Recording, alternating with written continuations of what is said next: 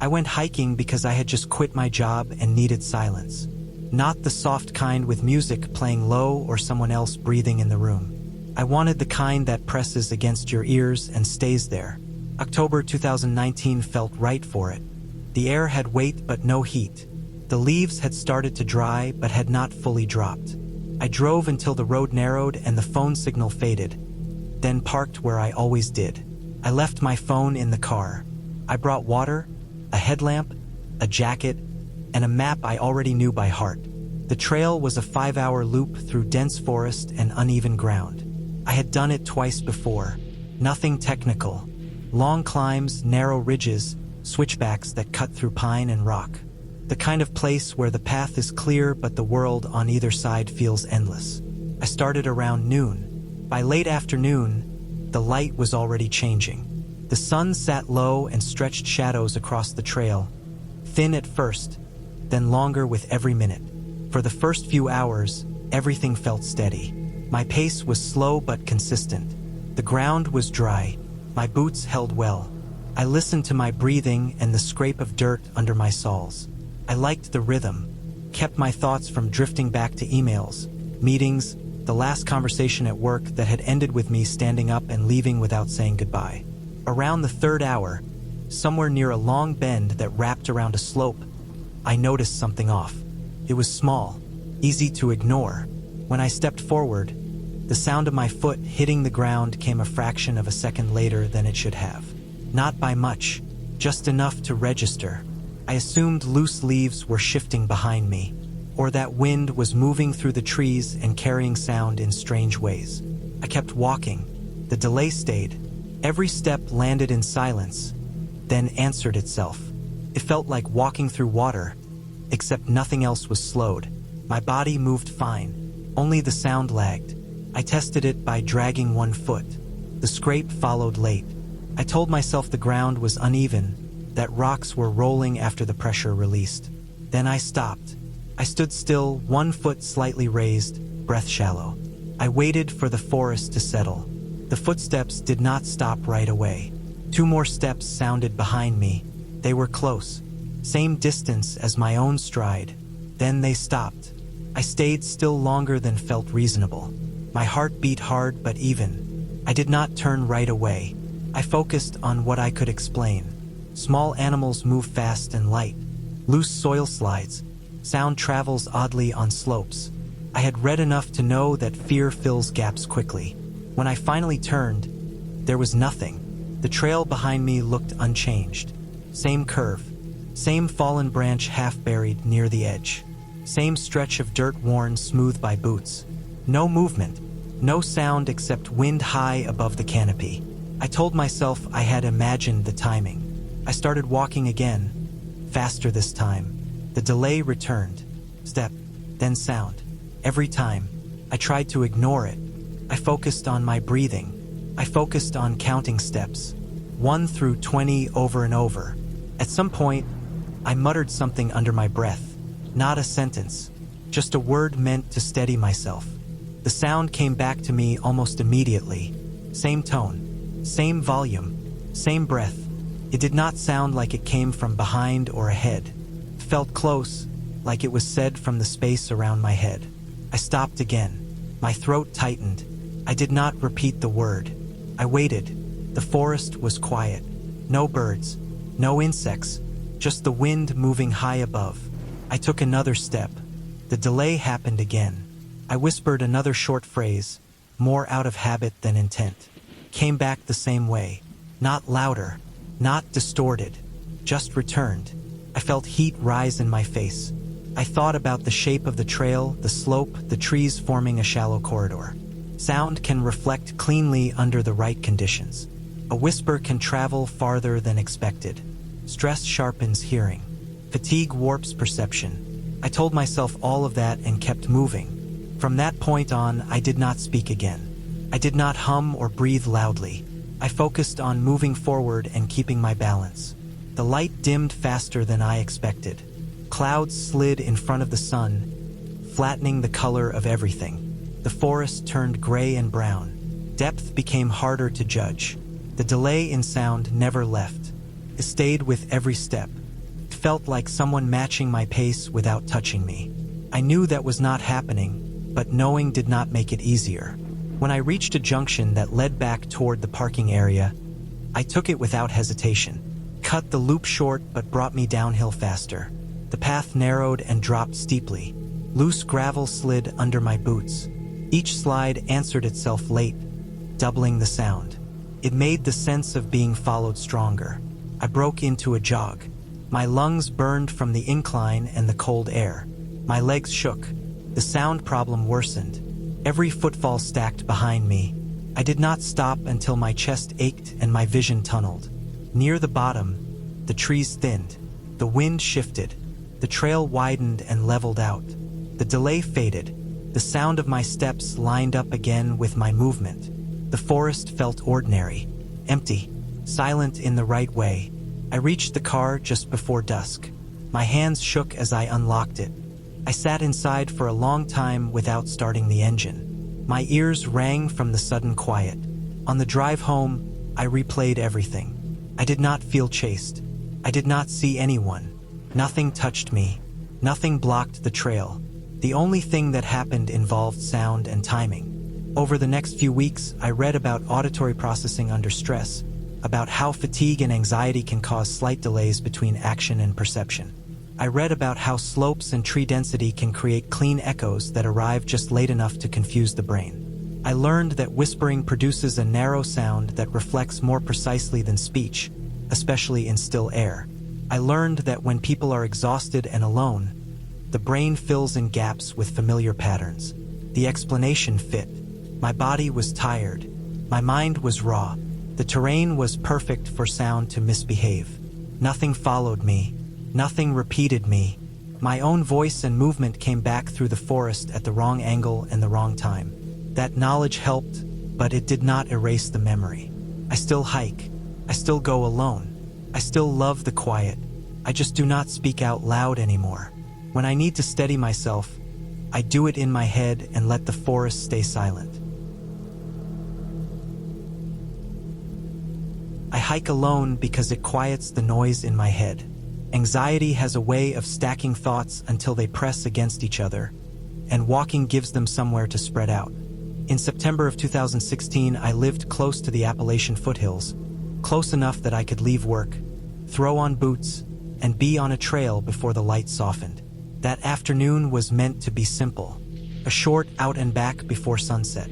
No overnight gear, no risks, just trees, dirt, and a steady pace until my breathing matched my steps. The trailhead sat off a narrow road with no shoulder. A small gravel pull-off held a wooden sign, sun-bleached and carved with the trail name. There was a metal box for permits, but it was unlocked and empty. Most people didn't bother signing anything there. I parked, locked the car, and shouldered my pack. The air smelled like warm leaves and damp soil. Crickets had started early, and cicadas rattled deeper in the woods. It felt safe in the way familiar places do, even when they aren't. I put my headphones in before I reached the first bend. Music kept my mind from spiraling. The trail climbed gently, switchbacking through oaks and hickories. Roots crossed the path like ribs. I watched my footing and kept a steady rhythm. Every few minutes, I checked the sky through breaks in the canopy. The sun was already dropping, slanting low and orange, but I had plenty of time. About an hour in, the trail narrowed and dipped into a shallow hollow. The ground stayed damp there year-round. Ferns crowded the edges, and the air cooled enough that my sweat dried. That was where I passed the man. He was coming downhill, moving slowly but with purpose. Gray jacket, faded but clean, hiking stick in his right hand, a hat pulled low. Nothing about him stood out. He looked like a dozen other older hikers I had passed over the years. We made eye contact as we stepped around each other. I nodded. He did the same. As we passed, he spoke. His voice was calm, almost casual. He warned me not to stay after dark, and he used my name. I stopped without meaning to. My foot caught on a root, and I had to grab a tree to steady myself. The music was still playing in my ears, loud enough that I hadn't heard him approach. I hadn't said a word on the trail that day. I hadn't spoken to anyone since leaving work. My name wasn't visible on my clothes or gear. I don't put patches or tags on my pack. The sound of my own breathing filled my head as I turned around. The trail behind me was empty. It curved gently out of sight, but there was no movement, no crunch of boots, no sway of branches. The woods were still. Sound carries in those hills. Even a careful hiker makes noise. I stood there longer than made sense, staring at the dirt, listening for anything. Nothing came. I pulled the headphones out and let them hang around my neck. The quiet felt heavier without the music. I walked back a few steps, then a few more, scanning the trees, the bends in the trail, the low spots where someone might step off to pass.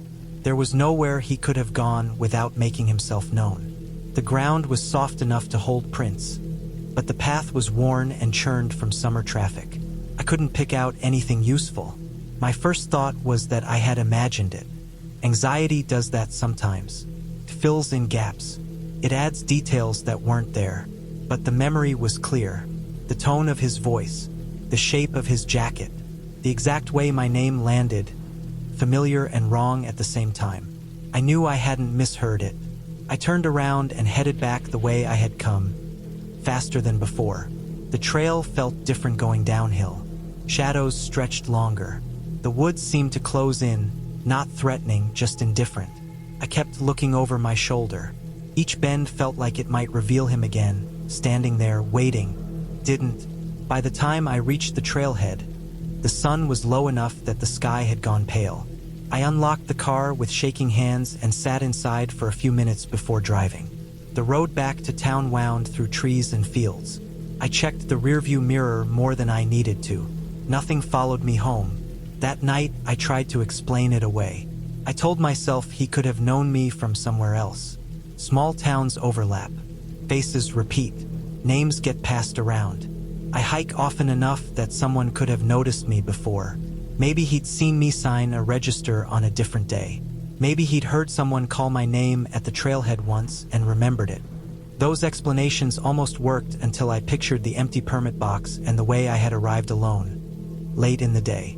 The next morning, I drove back and checked the trail logs posted online. Some local groups kept informal records. Volunteers signed in. Rangers noted maintenance visits. There was nothing that matched him. No older man, no gray jacket, no one coming down the trail in the late afternoon. That didn't prove much, but it didn't help. Over the next week, I replayed the encounter in my head, not as a scare but as a puzzle. I paid attention to my gear. My water bottle had my last name written on the bottom in marker from a race years earlier. It was worn but still readable. My car had a personalized license plate frame from a college alumni group with my first name printed small along the bottom edge. Anyone walking past my parked car could have seen it. Anyone with time and curiosity could have put those pieces together. I went back to the trail one last time to test that idea. I parked in the same spot. I walked the same hour in. I stood in the hollow where I had passed him and looked uphill toward the trailhead. From certain angles, through gaps in the trees, you could see the road. You could see cars pull in. You could see someone get out and adjust a pack. You could read a plate frame if you were close enough and paying attention. It wasn't easy, but it was possible. I also noticed something else. Just past the hollow, tucked off to the side, there was a faint spur that led to a small clearing. It wasn't on the map. It looked like a place someone might sit and rest or wait. From there, you could hear footsteps coming up or down without being seen. You could step back onto the main trail at the right moment, pass someone, say a few words, and then step off again until they were gone. No magic, just timing and knowledge of the land. The explanation settled into place slowly. An older local, a regular, someone who watched the trail the way others watch a street from a front porch. He saw my name on my car. He waited. He chose his moment. He said it once, calmly, and kept walking. By the time I turned around, he was already off the path, using a side trail he knew well. It was unsettling, but it was also human. Curious people exist everywhere. So do people who like to unsettle others without crossing a line. The warning about dark could have been genuine. Could have been a way to see my reaction. Either way, it worked. I didn't report it. There was nothing to report. No threat. No crime. Just a man who knew more about the trail than I did and used that knowledge in a way that stuck with me. I stopped hiking there after that. Not because I thought he would hurt me, but because the place no longer did what I needed it to do. It no longer quieted my head. I still hike. I still go alone. I choose different trails now, busier ones with clearer sightlines and fewer hidden spurs. I don't wear anything with my name on it. I park farther away. I pay attention to who is around me before I put my headphones in. Every so often, when the light starts to fade and the woods take on that familiar, heavy quiet, I think about how easily someone can learn your name without ever being introduced. July 2021 was heavy in every sense. Heat in the cities, pressure from exams, no money, no plans. Hiking was cheap, and the north always felt like a reset button. So the three of us decided to disappear for a night. Me, Ferris, and Adnan. College friends bonded more by exhaustion than by ambition. We picked a pine forest near a river in northern Pakistan, a place locals mentioned casually, like it was nothing special. That made it feel safer. The bus dropped us far from the trail. We walked for hours with uneven bags cutting into our shoulders. Pine needles covered the ground in thick layers, soft but slippery. The river stayed hidden at first, only announcing itself through sound. Cold water hitting stone. The air smelled wet and sharp. Every step felt earned. When we finally reached the clearing, it looked used but not crowded. A flat patch of dirt between trees, close enough to hear the river but far enough to stay dry. That was when we noticed the campsite. It was not abandoned in the usual way. Tent poles were still standing, arranged properly, pushed into the soil at even angles. No fabric, just the skeleton of a tent, empty and waiting. A fire pit sat a few feet away. Ashes rested under fresh charcoal. The stones around it were warm when I placed my hand near them. Not hot, warm enough to mean recent. Beside where the tent should have been, shoes were lined up neatly.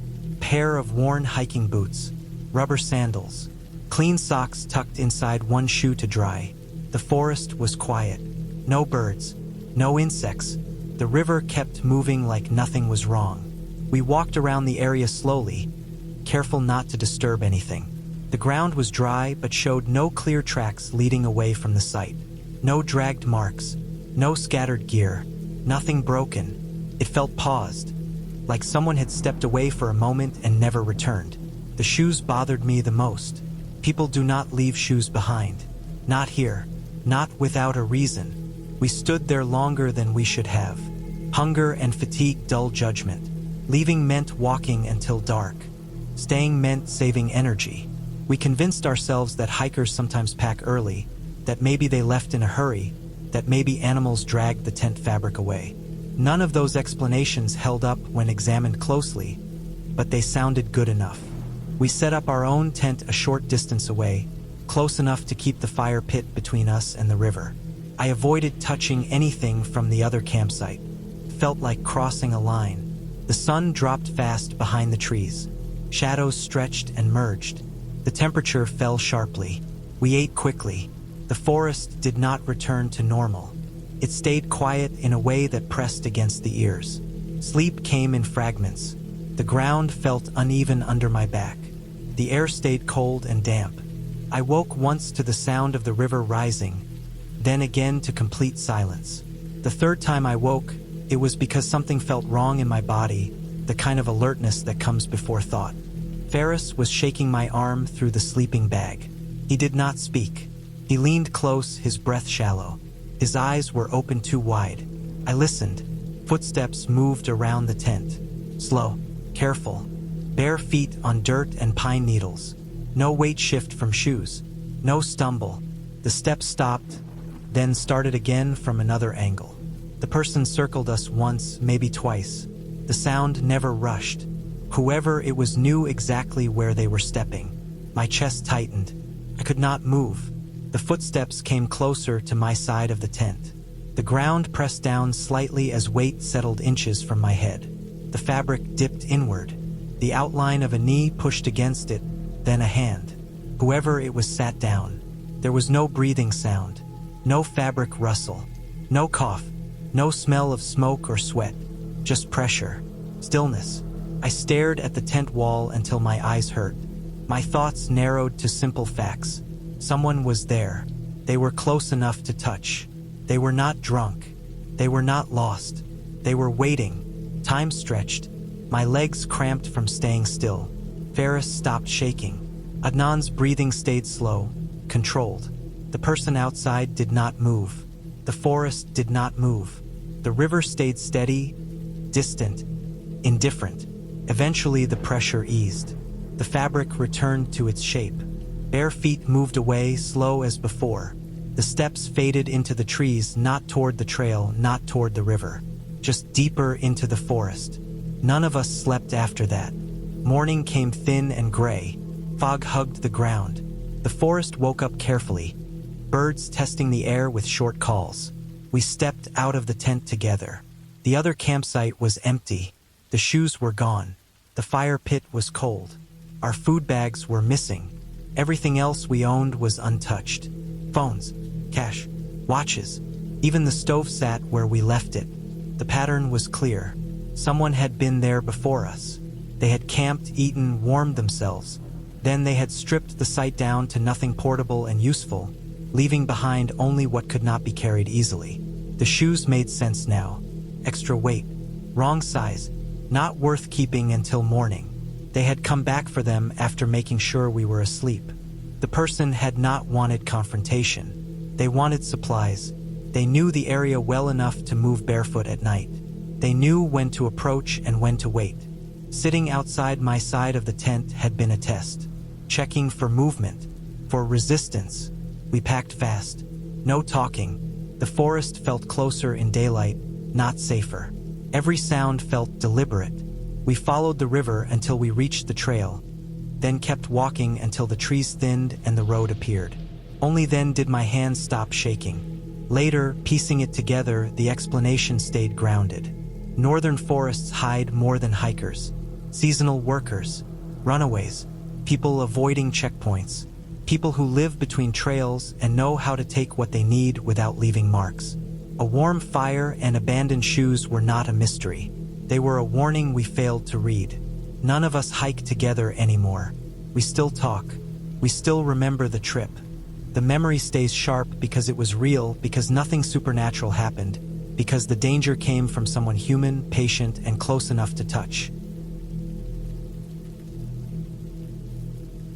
March 2022 was already warm where we were, the kind of dry heat that sits on your skin even in the morning. Lena wanted photos for her Instagram, wide shots with canyon walls rising behind her, light cutting in from above. I agreed even though I did not want to. I had been tired all week, and something about desert trails always made me uneasy. There is nowhere to hide and nowhere to escape your thoughts. The trailhead was quiet when we arrived, just a dusty parking area with a faded map sign and a register box that had not been emptied in a while. No other cars. The air smelled like warm stone and dust. The canyon entrance was narrow, almost modest, nothing dramatic at first. The walls leaned inward as we walked, turning the sky into a thin blue strip overhead. Our footsteps sounded dull on the sand and gravel. The deeper we went, the less sound there was from outside. No wind, no insects. Even our breathing felt too loud. I remember noticing how the walls showed layers of rock, smooth in some places and sharp in others, as if water had once been patient enough to carve everything slowly. Lena stopped often to take photos. She climbed onto rocks, adjusted her jacket, brushed sand off her shoes. I stayed a few steps back, watching the light change as clouds passed far above us. Time felt stretched in that place. The canyon pressed in, not physically, but in a way that made it hard to relax. Sound did strange things.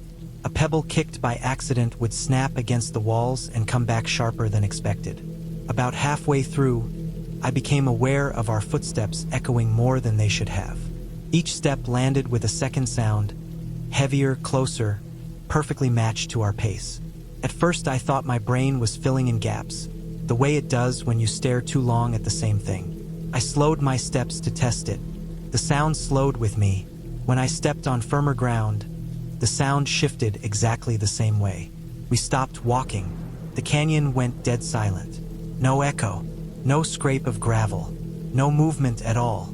The quiet felt thick, like it had weight. My ears rang slightly, the way they do when a room suddenly goes quiet. After a few seconds, I started walking again. One step forward, one sound behind us. Always the same distance, always the same timing. I tried to convince myself it was just the way the canyon carried sound. Narrow stone corridors can play tricks. I had read that somewhere. Lena seemed amused at first, brushing it off with a smile that did not reach her eyes. She kept moving, faster now, taking fewer photos. The walls narrowed more, rising straight up, blocking any view beyond a short stretch ahead. Every step felt watched, even though I knew that made no sense. Then we heard breathing. It was not sudden. It slid into awareness slowly, like noticing a smell after you have already been breathing it for a while. The sound was steady and deep, not rushed, not strained. It was not wind. Wind in a canyon shifts and whistles. This was rhythmic. It was not Lena's breathing, which I could hear clearly, sharper and uneven from the incline. It was not mine. It was behind us, centered, matching our pace the same way the footsteps had. We did not look back right away. Something in me resisted that, as if turning around would make things worse. The canyon curved gently, preventing any clear view more than a few yards behind. The sound stayed constant, neither closer nor farther away. It felt deliberate, measured. We started moving faster. The breathing stayed with us. Our footsteps quickened. So did the other ones.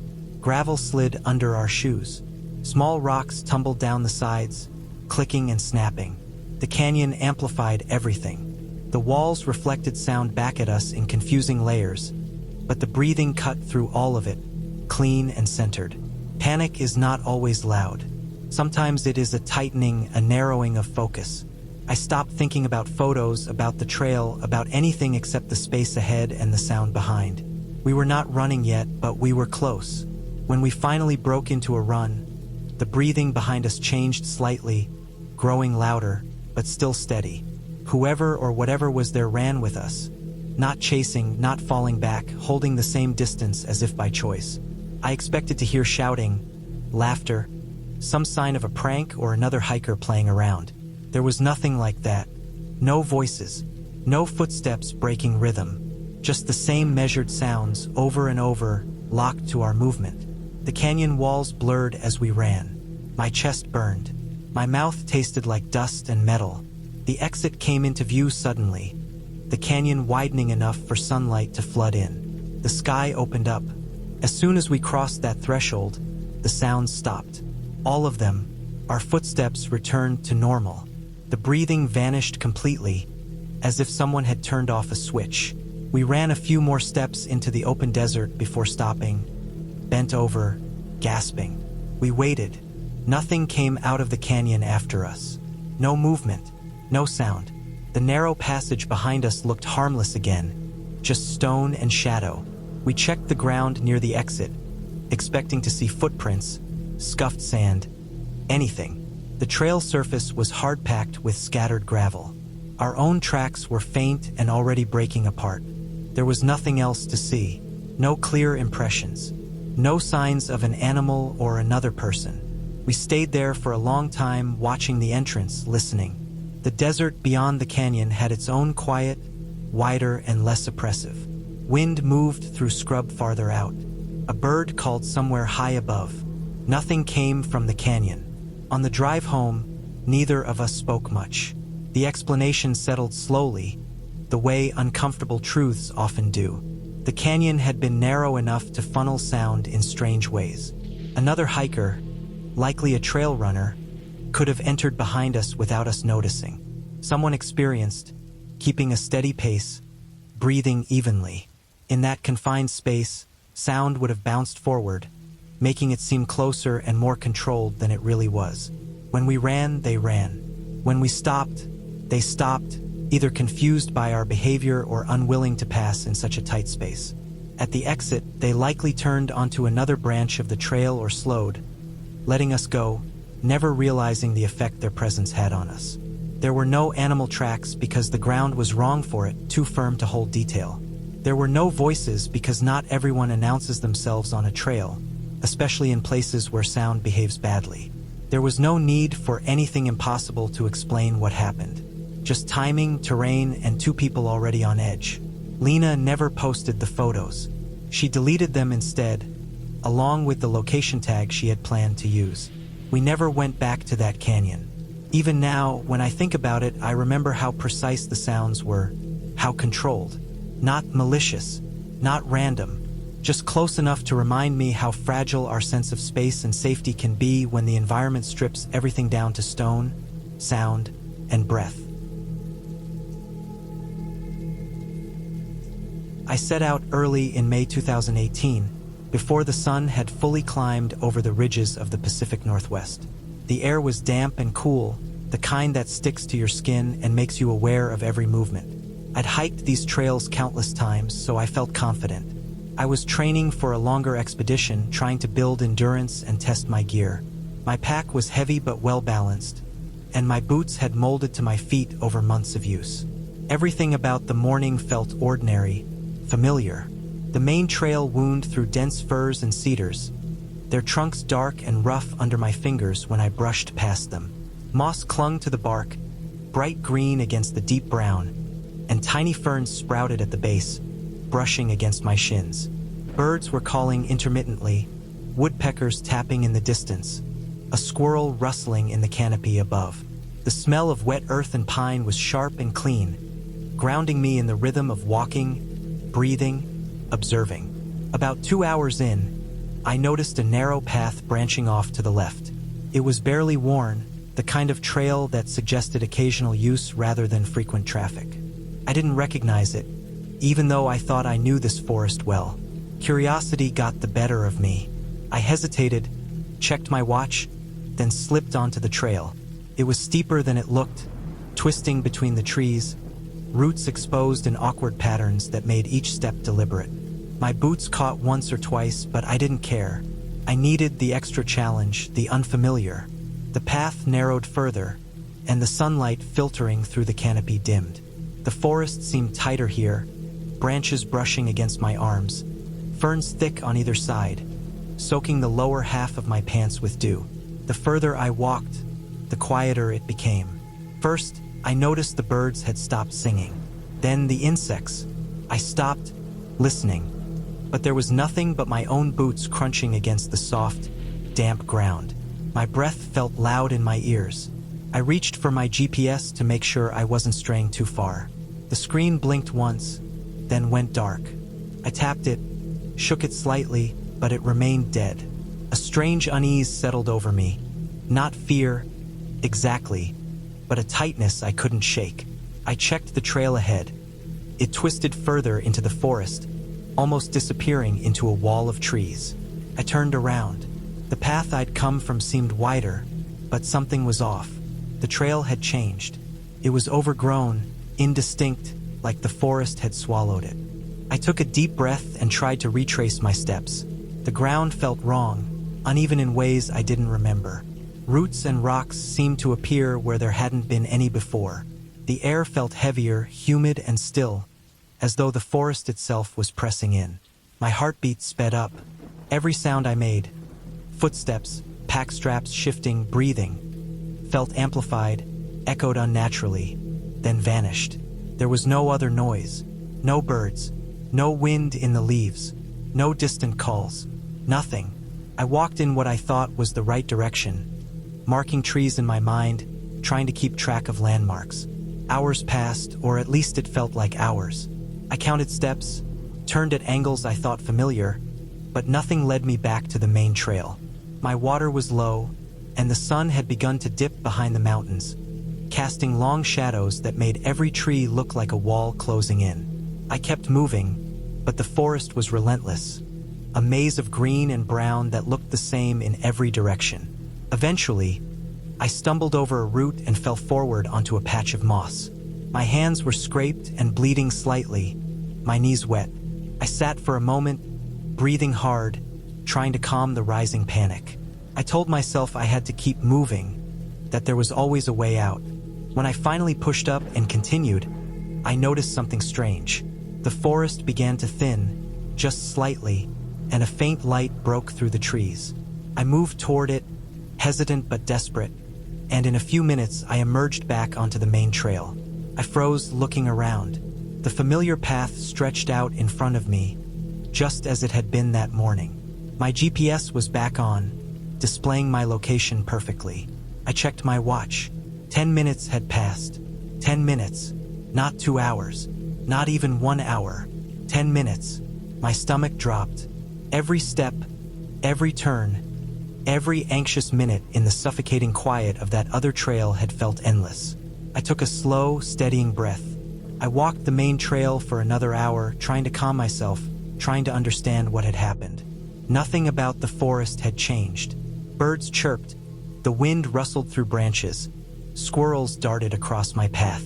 It was normal, ordinary, but I knew it hadn't been. I knew exactly what I had felt. The disorientation, the suffocating quiet, the sudden, impossible compression of time. I reached my car as the last light of day faded. My body was exhausted, sore from hiking off-trail and from tension. I unpacked my gear slowly, thinking over every detail. The trail I had found, the one I'd never seen before, it had been there but also not there. My mind tried to rationalize it. Perhaps I had simply misremembered the main trail. Perhaps it had been a hidden route I'd never noticed, or a seasonal path that had grown in since my last visit. But that didn't explain the silence, the time distortion, the oppressive weight of the forest on me. I drove home slowly, headlights cutting through the fading fog that had settled over the road. I replayed the hike in my head, over and over. Every sensation, every sound or lack of sound, felt vivid and real. I tried to tell myself it was imagination, fatigue, a trick of the mind. But it wasn't imagination. I could still feel the tightness in my chest, the way the air had clung to my skin, the unnatural silence that had pressed in from every side. I never returned to that side trail. I don't take unmarked trails anymore. I stick to well-worn paths, familiar routes, places where I know the ground underfoot, where the forest behaves predictably. That hike left a lasting impression, a reminder that even in a place you think you know, the unexpected can wait, quiet and patient, until you stumble into it. I still hike, still explore, but the memory of that day, the disorientation, the silence, the forest pressing in, remains with me. Every time I see a narrow, overgrown trail, I feel it again, the same slow, unsettling weight that told me something about the forest wasn't as it seemed, even when it looked perfectly ordinary. I learned that familiarity is fragile, and curiosity can lead to places you can't predict. The forest doesn't care about your plans, your experience, or your preparation. It simply exists indifferent, and sometimes it has a way of reminding you of that in ways you can't explain, in minutes that stretch like hours, in silence that makes every breath feel loud.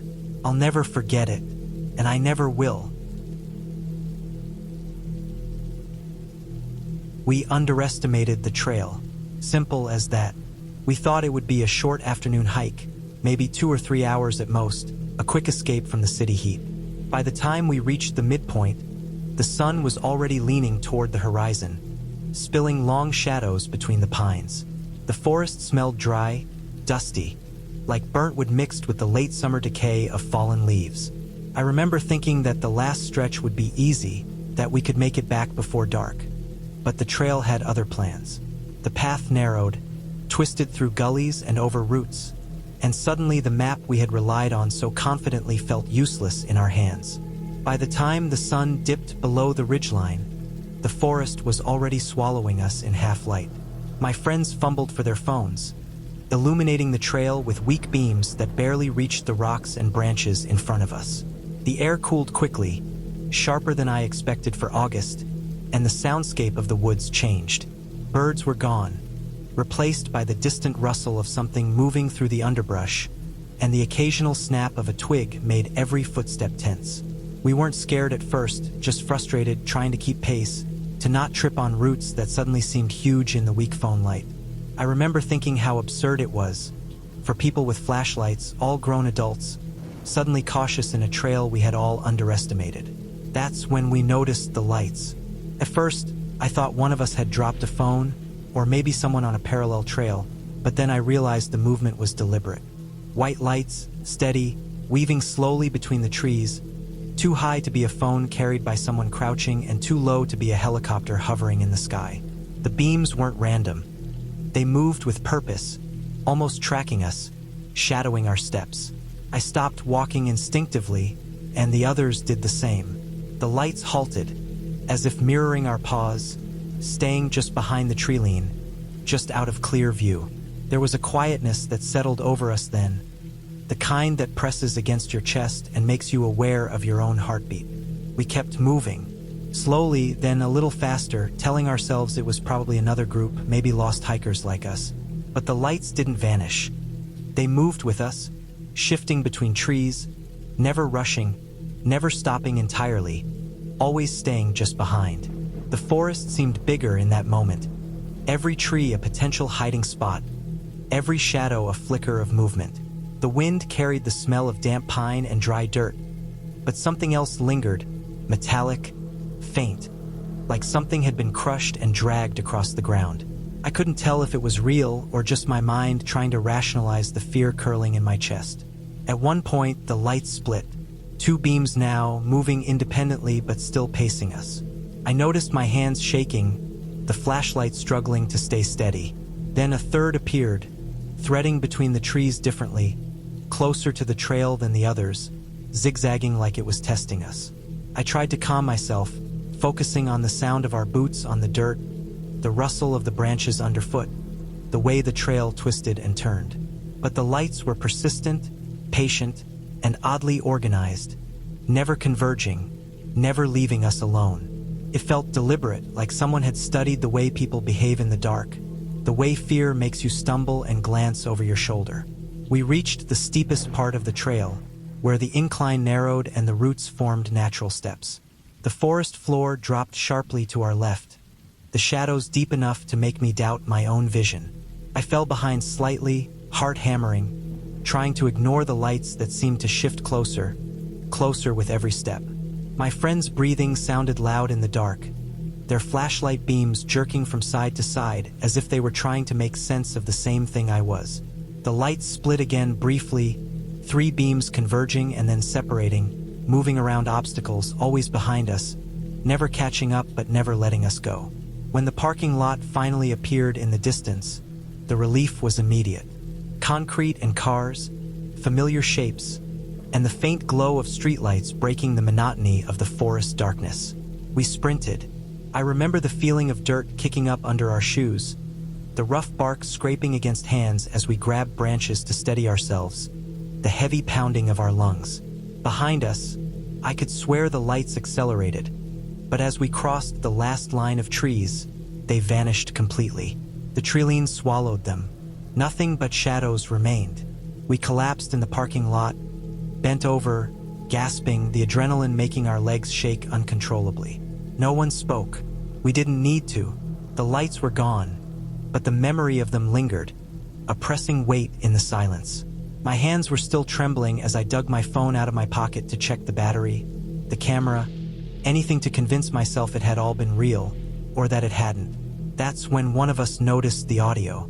A phone had been recording, left running in a pocket during the hike. Hesitation hung in the air as he pulled the file up, and the sound came through, faint but unmistakable. Footsteps. Our own, heavy and quick. 2 sets, maybe 3, all moving with us. Then there was a 5th set, irregular, slightly delayed, but unmistakably human. It had followed us from deep in the trail all the way to the parking lot, never speeding up, never slowing down, just keeping pace. We replayed it again and again, hearts racing. There was no laugh, no voice, no other noise, just footsteps. Someone had been there, unseen, and had followed us. The way the lights moved, the way the 5th set of steps had matched us almost perfectly, it wasn't random. Someone had been tracking us through the forest, patient enough to wait until the trail narrowed, until dusk fell, until the isolation of the trees. We all knew it silently, without needing words. The thought that someone had known the trail better than we did, that they had watched, planned, and followed. It left a cold, persistent knot in our stomachs. We left the parking lot quietly, driving home without turning on the radio, each of us absorbed in the same thought. How close it had all been, how easily it could have gone differently. Later, when we checked the trail map again in daylight, nothing about the route suggested it should have been so complicated or so easy to track. No service cabins, no hidden access points, no obvious hiding spots. But somehow someone had made the forest feel like a trap, had paced us, studied us, and vanished without a trace once we reached safety. The realization settled over us slowly, heavier than any fear during the hike. We had been followed, and the forest, for all its beauty and calm, had been a stage for someone else's quiet, careful attention. The story ended there, simple and terrifying in its clarity. We had underestimated the trail. We had underestimated the dark.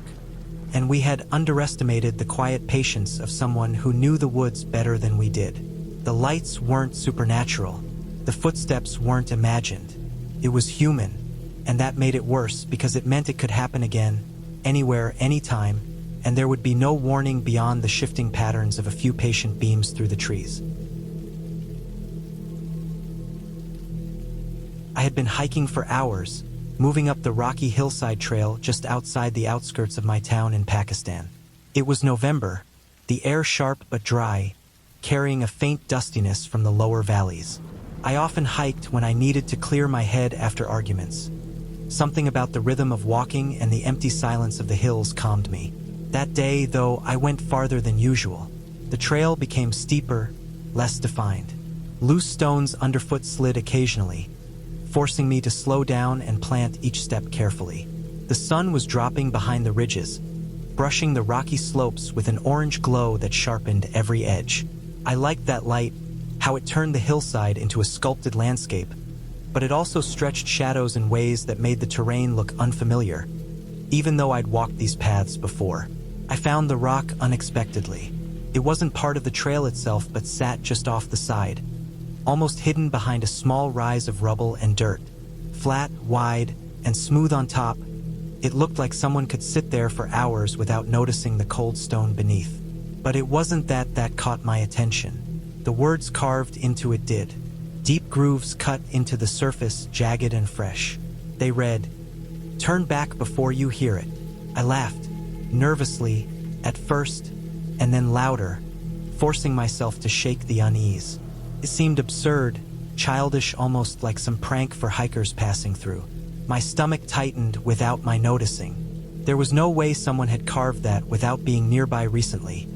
The edges were sharp, the cuts still bright against the gray stone. I crouched to run my fingers over one of the letters, feeling the roughness, the smell of fresh stone dust, and for a second, I imagined the person who had done it watching me from somewhere above, hidden among the boulders. The thought made me stiffen. I lingered for another minute, unsure why I did. Part of me wanted to keep going, to see if the trail opened into a new ridge or hidden valley. Another part wanted to leave immediately.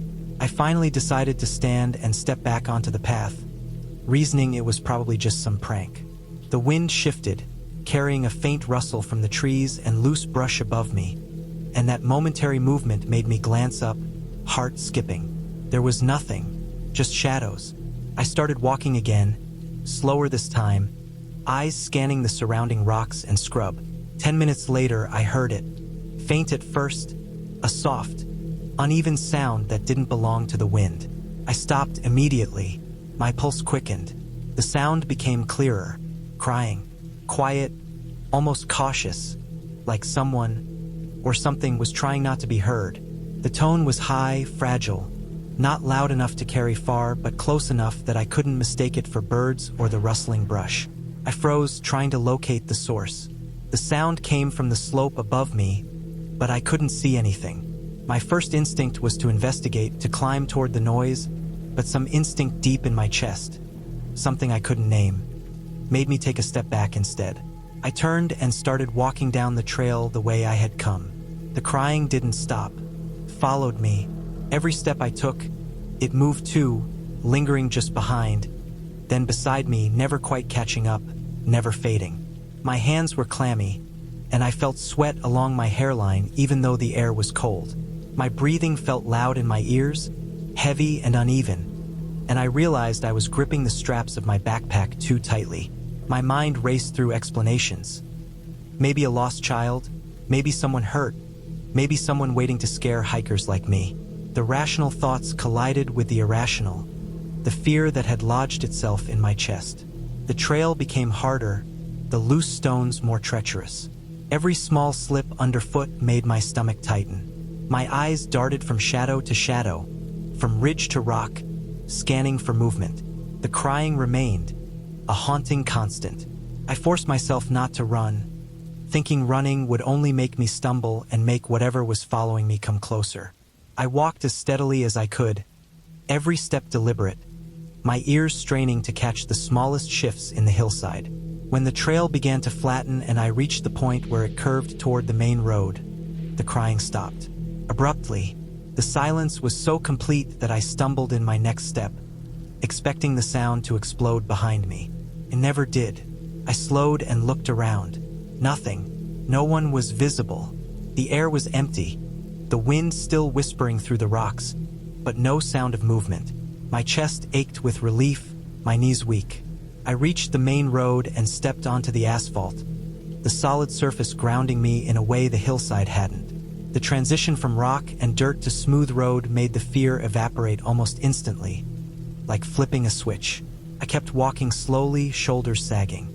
It was past dusk, the streetlights beginning to flicker on. A few cars passed, their engines loud enough to mask any natural sounds, and I finally allowed myself to breathe normally again. I think about the rock often. Who carved that warning? The depth of the letters, the freshness of the cuts. It couldn't have been there long before I found it. Whoever it was knew the trail, knew how to manipulate fear, knew how to make it impossible for a hiker alone to ignore what they felt. I never saw anyone, not even from a distance. The crying was real, that much I am certain of. It didn't have the echo of a ventriloquist trick or the distortion of wind through stones. It was deliberate, human, frightened, or manipulative, I can't know. I never returned to that trail, not even during the day. Friends asked why, and I lied, saying I twisted an ankle once or lost my balance near the ridge. The truth is, the memory is clear enough without retelling. The rock, the carved words, the crying following me, every detail burned into my mind. I sometimes wonder if the person was still there, watching me leave, or if they had moved on, leaving the warning for the next hiker. The event left a mark. Hiking, once a release, became tense. Even when I moved through the hills near my town, I noticed shadows differently, listened to distant sounds more carefully. I tell myself it's caution, a necessary awareness, but the memory carries a weight beyond reason. The rock, the warning, and the crying, they were real. I know that for certain. I never solved it, never met the person who carved the words, never understood the purpose behind the warning. But I believe now, with some clarity that only distance can give, that the warning was genuine. Whoever left it didn't want me there, didn't want anyone there. It wasn't superstition or a prank in the traditional sense. It was something more calculated, precise, and human. I will never know what I might have heard if I had ignored it, if I had climbed further into that rough, shadowed hillside. But I know I made the right choice. Sometimes turning back is the only way to survive, even if you'll never understand exactly why. From that day on, whenever I hike, I check the edges of trails, I listen, I measure every step. I don't need another warning to remember that the hills can carry more than stones and wind. They can carry people, intentions, and fear, and they are patient enough to wait for the right moment. That memory has stayed with me, sharp and vivid, a reminder that not all dangers announce themselves openly, and that sometimes the simplest instruction, turn back, is the only one worth following. June 2015 was warm but not oppressive, the kind of early summer day that makes the forest smell rich and damp, with sun spilling through gaps in the canopy and settling in golden patches on the trail. I was on the mountain trail with him, the same one we had walked every summer for years. It was tradition, a ritual that felt more like a memory than a hike, the path worn into familiarity. The smell of pine and wet soil hit me first, sharp and alive. The air was thick with it, and the distant hum of insects filled the quiet spaces between the rustle of leaves. We had moved at our usual pace, slow and comfortable, joking quietly about old memories, though I can't remember what we said. It didn't matter. Everything felt as it always did. Familiar steps over stones, roots curling across the path, the occasional fallen branch we had learned to step around without thought. He moved ahead to inspect something he said he heard, a snapping twig or some shift in the underbrush. I told him not to wander too far, and he waved me off casually, a gesture that seemed to carry no weight, then disappeared around a bend. I continued at my pace, the rhythm of my boots against the dirt and rock keeping a steady beat. The forest closed around me in the usual way. Dense trees leaning close to the trail, shadows pooling under low-hanging branches. Then, as I rounded the bend, I noticed something wrong. The trail stretched on as it always had, stones and roots in their predictable places. But there were no footprints ahead, no sign of him, not one mark in the dirt, not even a disturbance in the pine needles that carpeted the ground. The only footprints I saw were my own, and behind me, faint impressions that I knew weren't mine, though I couldn't place why. I stopped and called his name. The sound of my voice bounced off the trees, swallowed almost immediately, leaving only the echo of my own shout and the whisper of leaves. I stepped forward carefully, scanning for movement, listening for the crunch of boots on dirt. Hours seemed to pass in those minutes. I called again, louder this time, each shout carrying a rising edge of panic. The forest gave nothing back. I retraced the trail, moving slowly now, alert to every sound. The flutter of birds through branches, the faint rustle of small animals in the underbrush. Nothing felt right.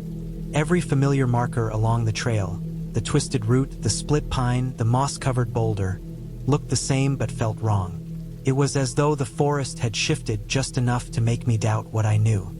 I kept looking for him, imagining the worst with every step, that he had slipped, fallen into a ravine hidden by brush, that some wild animal had taken him. My mind ran through possibilities, each more desperate than the last, but the forest offered no clues. Hours passed. The sun tilted west, golden light streaking through the canopy, and I realized I hadn't seen him since the bend. I ran sections of the trail now, heart hammering, voice cracking as I called his name. Each shout bounced back to me, hollow and meaningless. Sweat poured down my back, clinging to my shirt, making the dirt stick. I looked over every rock, every root, every shadow. There was nothing. No sign of a fall, no blood, no disturbed ground. Nothing that suggested he had been taken by the forest itself. Just nothing. By evening, I reached the edge of the trail I knew well, the part where the mountain sloped sharply and the forest opened into low brush and scattered rocks. I yelled until my voice was hoarse, until my arms and legs trembled from running and climbing, until my stomach twisted with exhaustion. Darkness began to gather between the trees, and I realized I would have to return down the trail and alert someone. The thought of leaving him there, without knowing what had happened, was unbearable. I found the park ranger station eventually, my voice shaking as I described the situation, the trail, the bend. Search teams were organized immediately, grids drawn through the forest, but the results were the same as what I had seen. Nothing. They scoured the area, calling his name, checking every potential drop, every stream, every hollow. There was no evidence of a fall, no tracks that didn't belong to us, no animal signs, no trace at all. It was as if he had vanished into the air. The weeks that followed were a haze. Every familiar sound in my daily life, twigs snapping underfoot, birds calling, the wind moving through trees, tugged me back to that trail. I couldn't shake the image of the empty bend, the footprints behind me, and the sudden realization that there was no one there ahead. Months passed, and I learned to carry the absence with me, a weight that refused to be lifted. I didn't stop hiking entirely, though at first I almost did. Eventually, I found myself drawn back to the mountains, alone this time, tracing the paths we had walked together. Hiking alone is different. Every step is deliberate. Every sound is magnified. I notice the small things now, the way shadows shift with the sun, How leaves fall in patterns I never paid attention to before. How the wind carries the distant smell of damp earth or pine. I know better than to take anything for granted. I still reach that bend sometimes, the one where he disappeared. I trace the ground with my eyes, counting my own footprints, then looking beyond, half expecting to see him emerge. I never do. I've learned to accept that some things in the forest have explanations we will never see, that the earth can swallow a person without a trace, that sometimes absence is the only evidence there is. The trail itself hasn't changed, but I have. I move slower, I listen harder, I remain aware of every detail. The forest is alive with ordinary things. Trees, rocks, insects, birds, but in its ordinary life it can erase someone completely. That is what I carry with me. The knowledge that familiarity is fragile, that the world we trust can shift in a moment, and that sometimes people just disappear. I hike now because I have to, because standing still would mean letting fear win. I choose the trail carefully, carry enough water, leave markers for anyone who might follow. I tell myself it's discipline, survival, practice, but the truth is, it's a way to touch what I lost, to feel close in the only way left. I never speak his name aloud anymore. The forest took it with him. But the bend remains, a constant reminder of how easily someone can vanish, of how fragile our grasp on the world can be. Even now, 10 years later, the memory of that day is sharp, vivid in ways that ordinary recollections cannot match. Every summer, I find myself returning to the same trail, tracing the familiar roots and stones, hearing the same bird calls, feeling the same scent of pine and earth. The forest is no less real, no less alive, but I am more aware of the absence it can hold. That day in June changed the way I move through the world. I know the risks, the unpredictability, the quiet power of the mountains. I know that even when everything looks the same, everything can be lost in a moment, and nothing will ever explain it. And still, I hike. I trace the trail alone, feeling the rhythm of my steps, the rise and fall of the path beneath my boots. I reach that bend every time, stopping, scanning, and listening. The trail continues. The forest is full of life. But ahead, there are no footprints, just my own stretching back behind me. I keep moving. I always keep moving,